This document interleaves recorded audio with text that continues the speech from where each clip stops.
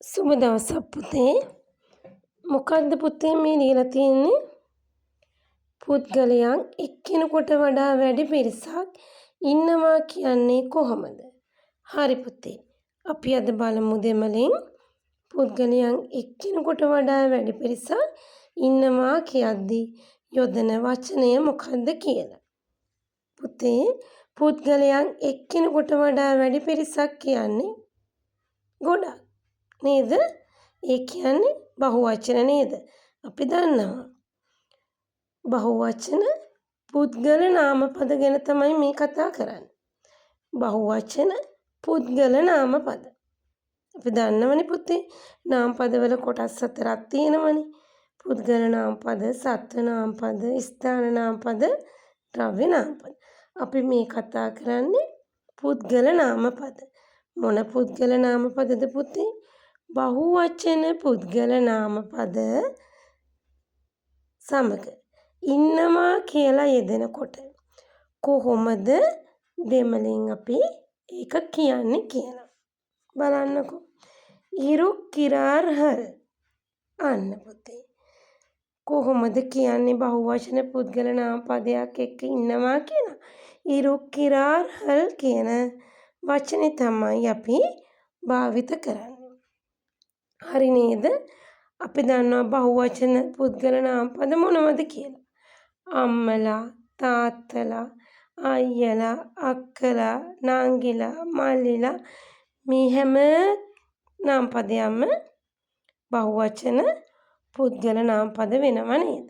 මේ බලන්න පුතේ. අම්මලා ඉන්නවා. අම්මා මාර් ඉරුක්කිරාර්හල් අන්න පුතේ. අම්මලා කියද්දි කොහොමද යෙදෙන්නේ? අම්මා මාර්. පේනව නේද? අම්මා කියන නාමපදේ බහුවචන වෙනකොට අම්මා මාර් කියලා යෙදෙනවා. අම්මලා අම්මා මාර් ඉන්නවා ඉරුක්කිරාර්හල්. හරිද? අම්මලා ඉන්නවා අම්මා මාර් ඉරුක්කිරාර්හල්. අම්මා මාර් ඉරුක්කිරාර්හල්. මෙන්න තාත්තලා ඉන්නවා.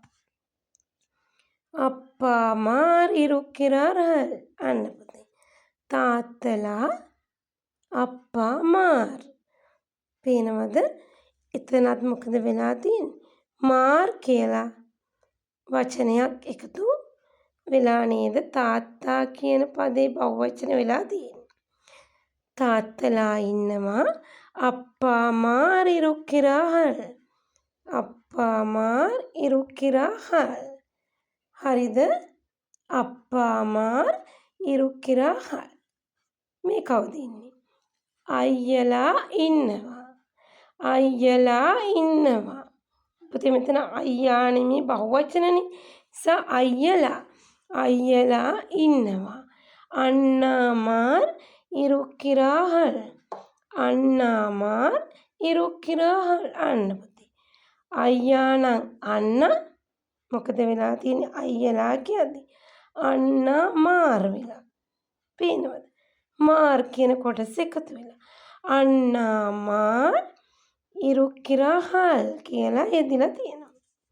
දැන් බලමු. ඔයාට නංගිලා කී දෙනෙක් ඉන්නවාද? ඔන්න අහනවා ප්‍රශ්නයක්. ඔයාට නංගිලා කී දෙනෙක් ඉන්නවාද? කොහොමද දාන්නේ? උංගලුක්කු එතනේ තංගී මාර් ඉරුක්කිරාර්හල් අන්න පුතේ. උංගලුක්කු ඔයාට එතනේ කී දෙනෙක් තංගී මාර් කියන්නේ නංගිලා ඉන්නවාද? ඒ ප්‍රශ්නෙටත් මොකද්ද වෙන්නේ? ඉන්නවාද කියන ප්‍රශ්නෙටත් ඉරුක්කිරාර්හල් තමයි යොදන්නේ.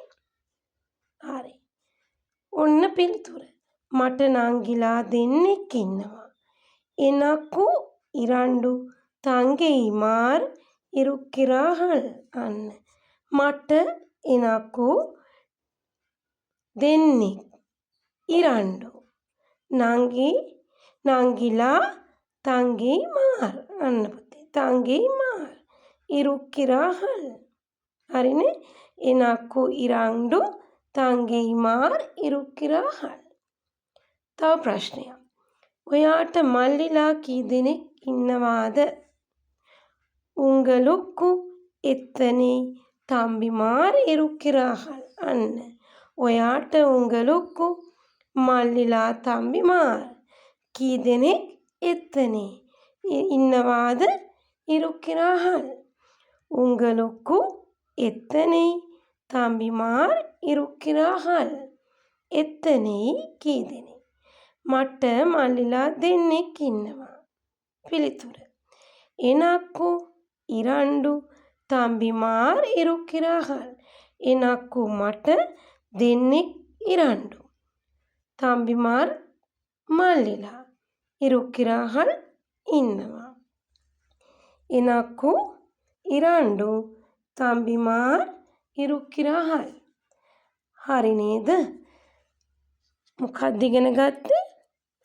බහුවචන පුද්ගල නාම පදයක් ඉන්නවා කියලා යොදනකොට අපි භාවිත කරන වචනය තමයි ඉරුක්කිරාහල්. පුතේ මීට පෙර අපි වචන දෙකක් සාකච්ඡා කරා.